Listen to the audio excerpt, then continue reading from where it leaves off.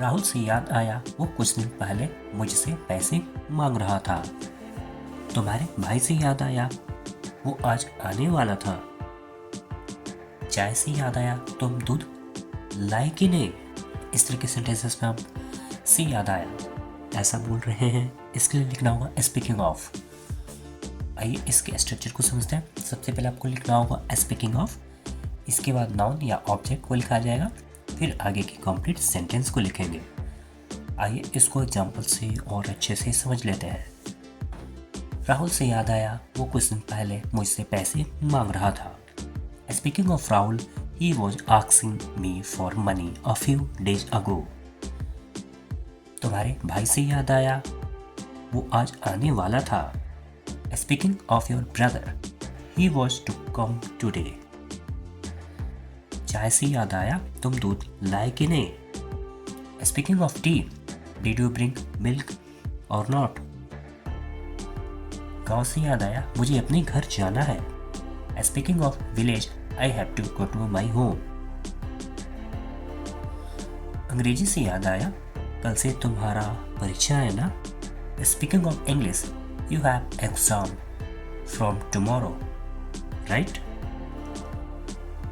School से याद आया मुझे स्कूल के लिए देर हो रही है। Speaking of school, I am getting late for school. आपके लिए जिसका रिप्लाई आपको इसी वीडियो के कमेंट सेक्शन में करना है। ऐसे से याद आया बैंक कब खुलेगा।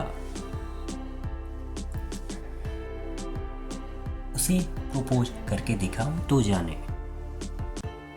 शिक्षक से अनुमति लेकर दिखाओ तो जाने। वहां अकेले जाकर दिखाओ तो जाने। इस तरह के सेंटेंसेस में तो जाने ऐसा बोल रहे हैं, इसके लिए लिखना होगा टू प्रूव, जहां पर प्रूव मेन वर्ब है। आइए इसके स्ट्रक्चर को समझते हैं। सबसे पहले आपको लिखना होगा कंप्लीट सेंटेंस, जो सेंटेंस आपको बोलना है, इसके बाद आप लिखेंगे टू प्रूव। आइए इसको एग्जांपल से और अच्छे से समझ लेते हैं। उसे प्रपोज करके दिखाओ तो जाने। Propose her to prove. शिक्षक से अनुमति लेकर दिखाओ तो जाने।